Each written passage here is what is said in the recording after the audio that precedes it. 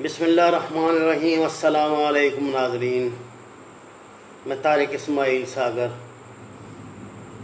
افسوسناک، شرمناک اور انتہائی تکلیف دہ خبر کے ساتھ آپ کے خدمت میں حاضر ہوں۔ امریکی صدر نے ایک فاتحانہ بیان جاری کیا ہے جس میں بتایا گیا ہے کہ متحدہ عرب امارات اور اسرائیل کے درمیان سفارتی اور تجارتی تعلقات طے کرنے پر اتفاق ہو گیا ہے۔ دونوں ممالک مل کر ایک دوسرے کے ساتھ تجارت کریں گے، ایک دوسرے کے ہاں اپنا سفارت خانہ قائم کریں گے اور مڈل ایسٹ کے امن کے لیے عظیم کوشش ہوگی۔ اس کوشش سے اسرائیل مزید فلسطینی علاقوں کی انیکسیشن نہیں کرے گا اور اس طرح کی دوسری باتیں۔ امید تو یہ تھی کہ اس میں سعودی عرب کا بھی نام ہوگا معاہدے میں، لیکن شاید سعودی عرب کی خصوصی اہمیت کے پیش نظر اب ایک اور میٹنگ اس سلسلے میں ہوگی، جو پھر اسی طرح صدر ٹرمپ کی طرف سے ایک فاتحانہ بیان جاری ہوگا۔ اس بیان کے آخر میں یہ بھی کہا گیا ہے کہ ایران کے لیے یہ ایک برا دن ہے۔ ظاہر ہے اس کے اثرات ایران پر پڑیں گے۔ اب یہ تو بہت پہلے سے طے ہے نا، اسرائیل، سعودی عرب اور امارات نے مل کر مڈل ایسٹ کے تحفظ کے لیے ایران کے خلاف جو محاذ بنایا تھا، اب اس کو یہ دستاویزی شکل دے رہے ہیں۔ پاکستان کے خلاف جو عرب ممالک، عرب عصبیت کو اکٹھا کیا جا رہا ہے OIC کے پلیٹ فارم سے، وہ بھی اسی سلسلے کی کڑی ہے۔ یہ کوئی الگ الگ باتیں نہیں ہیں، یہ تو ایک پروگرام ہے نا، اس پہ مرحلہ در مرحلہ عمل ہوگا۔ یہ پاکستان اور سعودی عرب کے تعلقات میں جو اچانک بہت شدید تناؤ آیا ہے اور سعودی عرب ہمیں امریکن شرائط جو ہیں اپنے حوالے سے پیش کر کے مجبور کر رہا ہے کہ آپ ان شرائط پہ صاد کریں، تو میں آپ کو یہ خدا واسطے تو نہیں، یعنی یہ ادھار کا تیل بھی دیا کروں گا اور 3.2% پہ قرضہ بھی دیتا رہوں گا، $1,00,000 ملین واپس کر دوں گا، رکھو اپنے بینکوں میں۔ یہ مسلمان ہیں جنہیں دیکھ کے شرمائے یہود، تھے تو آبا وہ تمہارے ہی مگر تم کیا ہو،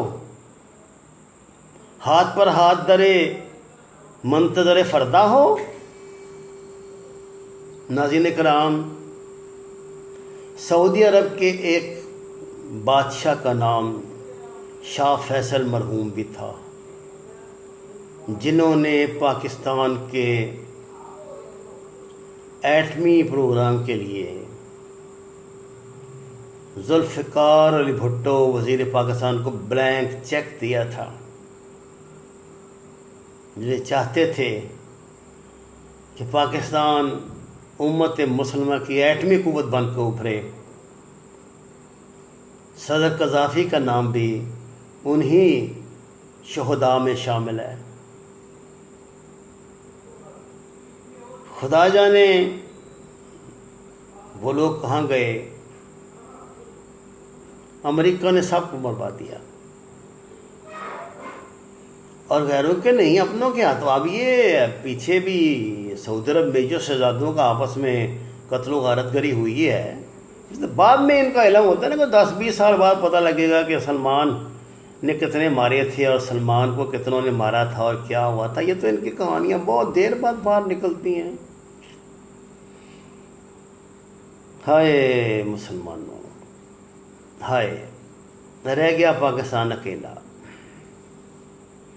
اب ظاہر ہے اسرائیل کے دباؤ پر، اسرائیل کی خواہش پہ شاید عرب امارات بھی وہ پیسے واپس مانگے جو اس نے ہمارے بینکوں میں بطور زر ضمانت رکھوائے ہیں۔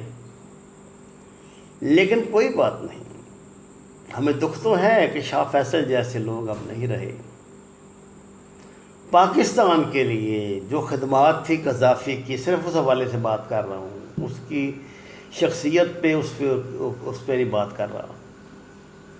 وہ لوگ اب نہیں رہے. سکارنو نہیں رہا، انڈونیشیا کا سکارنو. پاکستانی جہاز 65 کی جنگ میں وہاں سے فیول بھرتے تھے، اڑتے تھے. رضا شاہ پہلوی نہیں رہا جس نے ایران کے سارے بیس پاکستان ایئر فورس کے لیے کھولے ہوئے تھے. وہ لوگ اچھے تھے، برے تھے. اللہ کی عدالت میں ہم اپنا حساب دے رہے ہوں گے. مجھے تو علامہ اقبال کی یہ لائنیں یاد آ رہی ہیں کہ تیری محفل بھی گئی، چاہنے والے بھی گئے، شب کی آہیں بھی گئیں، صبح کے نالے بھی گئے، دل تجھے دے بھی گئے اور صلہ لے بھی گئے، آ کے بیٹھے بھی نہ تھے اور نکالے بھی گئے. آئے و شاہ گئے وعدہ فردا لے کر، اب انہیں ڈھونڈ چراغ رخ زیبا لے کر. ناظرین کرام، سفارتی تعلقات کی جو حجت اسرائیل کی باقی رہ گئی تھی وہ بھی پوری ہو جائے گی. میں آپ کو اپنے گمان کی بنیاد پہ بات کر رہا ہوں. اللہ کرے یہ بدگمانی ہی ہو، ایسا نہ ہو. مجھے لگتا ہے کہ 2020 میں تمام مسلمان ممالک اسرائیل کو تسلیم کر لیں گے، پاکستان اکیلا رہ جائے گا. آپ کہتے ہیں کہ